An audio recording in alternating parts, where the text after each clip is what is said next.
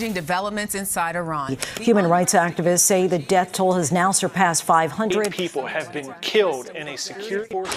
Overnight, protesters flooding the streets across Iran for the 14th night in a row. I've spoken to several people inside Iran who have broken through the internet blackout imposed by the regime and told me that protesters are begging for Donald Trump to take action, with some writing "President Trump, please help" on walls across the country. Shortly before New Year's Eve, the largest uprising in over 50 years poured out into the streets of Iran and onto our news feeds. The Ayatollah's violent regime quickly responded by cutting off their people's internet so they could begin slaughtering them behind closed doors. Iran's internet was cut off late on Thursday, apparently an attempt by the authorities to prevent protesters from organizing and also stop them posting videos online for the outside world to see. In response, the elites who think they run this world demanded that the nations do nothing. They tried convincing humanity that it was not our place to intervene in a massacre. And while most did indeed turn the other way, two leaders refused to remain silent in the face of evil and confronted Iran head-on. Those two countries are none other than Israel and America. Because there was so much resistance by all of the nations of the world to confront this evil, America began by approaching very carefully and tried to de-escalate everything through negotiations. But when words failed, Israel and America teamed up to strike the psychotic clerics with military might. Now, this story should end with me telling you that the world cheered America and Israel on, but it doesn't.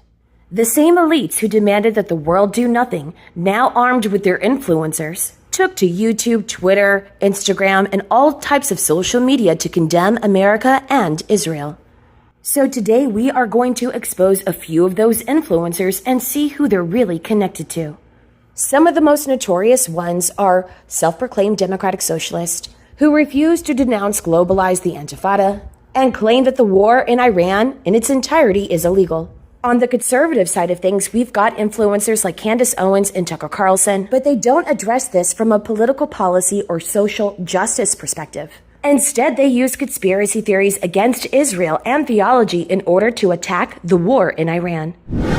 The most important thing to recognize here is that while the far left and far right seem to have different talking points, they are all on the same side of propaganda. So we are going to start with Candace Owens and Tucker Carlson to see who they are connected to and if those entities are seen truly directing the narrative. If we look at a few of Candace's most recent tweets, we see that she's espousing ideas that originated from QAnon. And for all who have been following Q since its inception, just wait because I'm going to show you how Q was intentionally hijacked. Candace states, Zionists are having a meltdown about what I said yesterday, so let me reiterate. Do not sign up for or continue to fight for the U.S. military. This war is on behalf of satanic, a word I can't say on YouTube, find the legal means to exit the military. Do not fight for child, another word I can't say on YouTube. And then she concludes this tweet by saying, come home. But targeting the military with fear propaganda is not unique to her. Just a few months earlier, 6 Democratic lawmakers with military or intelligence backgrounds released a 92-second video urging U.S. service members to refuse unlawful orders, citing concerns over the constitutionality of potential orders from the Trump administration.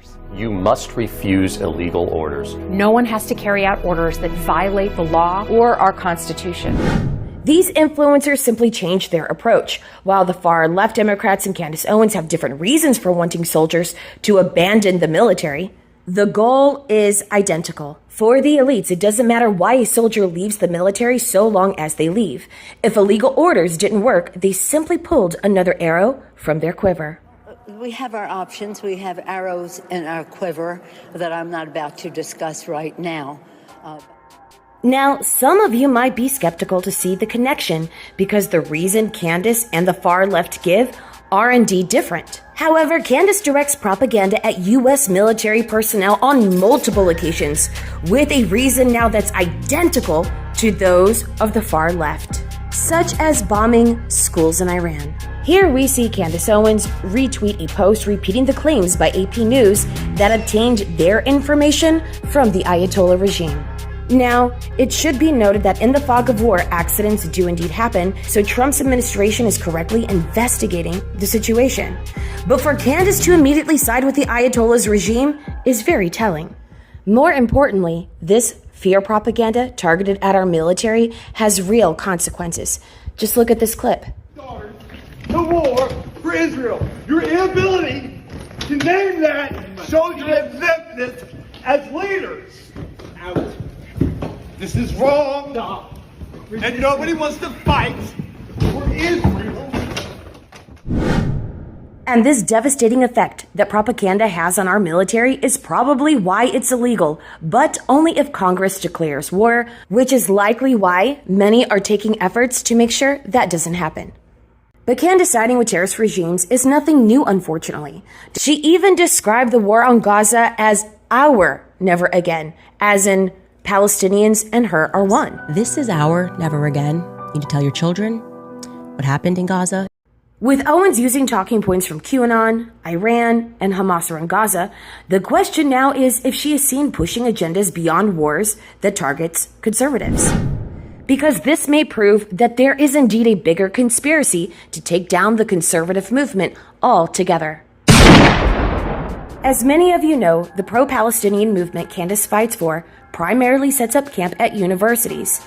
And proof of this is clearly seen with the sweeping protests that took place on college campuses across America. So clearly any challenge to targeting America's youth would therefore be a priority for the radical leftists, especially the pro-Palestinians. One conservative who was spearheading a movement that also focused on the youth at college campuses was the legendary and dearly missed Charlie Kirk. People like Tyler Robinson quickly ended Charlie's ability to reach America's youth. In the aftermath, propagandists were immediately deployed to create division and sling cynical one-liners to prevent his death from uniting the right. And one of the many hard challenges of losing a powerhouse like Charlie Kirk is that propagandists not only delighted in having Palestinian organizations remain the dominant influence at universities, but they also found this as a perfect opportunity to rewrite history and launch their psychological warfare. And who better than a far-left undercover superstar like Candace Owens, who was once friends with Charlie, to lead the Psyops? To prove there seems to be an organized effort by Islamic propagandists and Candace Owens to achieve these goals, I went to see if I could find Candace with Muslim influencers who are also pushing her narratives about Charlie's widow. It just so happens that Candace did an interview with Bassem Youssef, a Muslim Hamas-run Gaza propagandist, before she launched her investigative series into Erica Kirk. Erica Kirk? Oh. What do you think about Erica Kirk? Would I get sued? Throw it in the pile. Oh, of course you will. I don't want to say anything that's controversial. She did it, but I don't want. She was on it.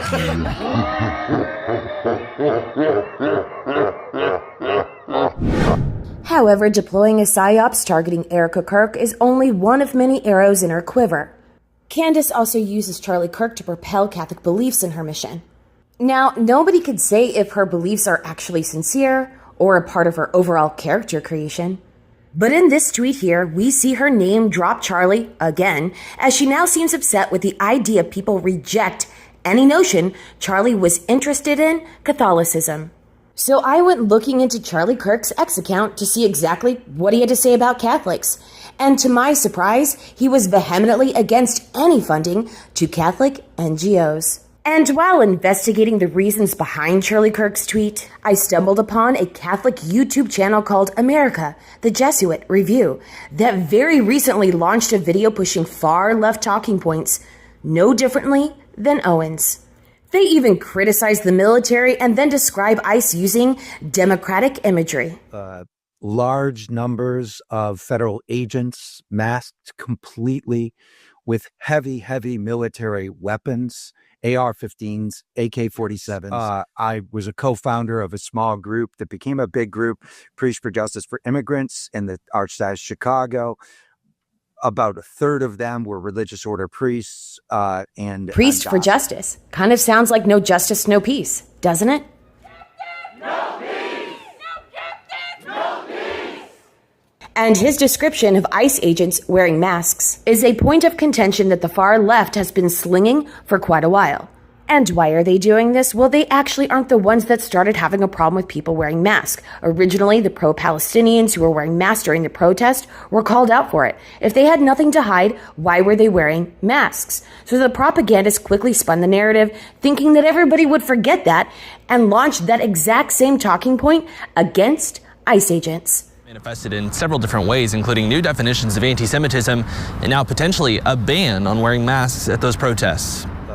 Large numbers of federal agents masked completely with... But anyone can see that there is a large leap between civilians and students wearing masks and federal agents wearing masks.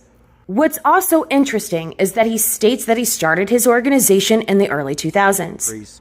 Banding together in the early 2000s to push for immigration reform, comprehensive reform. So what happened to these Catholic priests in the early 2000s? Well, it just so happens that's exactly when the scandals came out about their abuse against children. People started leaving the Catholic Church in mass droves after they found out that there was a huge cover-up of these abuses. Also around the same time, 9/11 happened. So what you have here is the reputation of Islamic communities and the Catholics dying all at the same time. They clearly needed to partner with one another. And partner they did. They even made a prayer room just for Muslims at the Vatican Library. There is no prayer room for Jews, Buddhists, or anyone else. It's just for the Muslims. Clearly, Catholics, including their figurehead, the Pope himself, is in a direct partnership with Islam. Pope Francis stood alongside the Grand Mufti, facing the direction of Mecca, and bowed his head in long prayer. So what we see is Candace Owens wielding conspiracy theories that originated from QAnon, instantly siding with the Ayatollah's regime before investigations are complete, using Charlie Kirk by attacking Erica Kirk and Israel, and religious propaganda in order to achieve the exact same objectives as the far left. This now takes us to Tucker Carlson, who has joined the fight for the far left, all while pretending to be another conservative talking head. Now, Tucker claims to be an Episcopalian, but he also inserts the idea that he's a former Episcopalian. And in psychological manipulation, this is what we call doublespeak. Replacement. I'm an Episcopalian, okay? I don't enter these debates. Or was. And implying that he's a former Episcopalian would explain why he's now teaching Catholic theology. According to the fathers of the church, at least the ones that I've read, they said the temple will never be rebuilt. And it will never be rebuilt. And the reason being is because, first of all, Julian the Apostate tried to rebuild it, and it was destroyed in the process. Julian the Apostate decided in 363 to rebuild the third temple. So it had their sacrifice. So technically speaking, there hasn't been practicing Jews in 2,000 years because the temple hasn't been around. And they succeeded in destroying the temple. And with it, Temple Judaism, Torah Judaism. You can't. So Tucker has taken to repeating what the Catholics are saying. The very same Catholic organization that did far worse than Epstein. The same Catholics helping the far left pushing political narratives. And the same Catholics who partner with Islam. It's no wonder Tucker feels at home in the arms of Islam.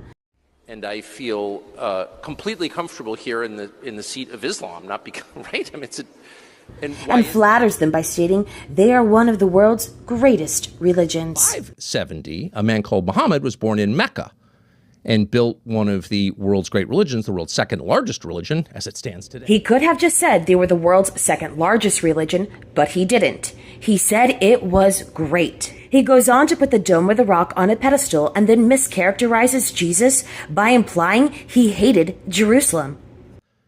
One of the great religious monuments in the world, certainly one of the prettiest, called the Dome of the Rock, and it's in Jerusalem on Moriah. In fact, Jesus tears down the temple and begins this new relationship with God directly through him. No need for a building anymore in Jerusalem, a city he went out of his way not to spend the night in. Well, there you have it, folks. And he's saying all of that just to discourage Christians from finding any value in Jerusalem. Because if he can successfully convince you Jesus hated Jerusalem, he can protect the Muslims' Dome of the Rock. Additionally, Jesus never tore down the Second Temple, and he's trying to imply that he avoided Jerusalem.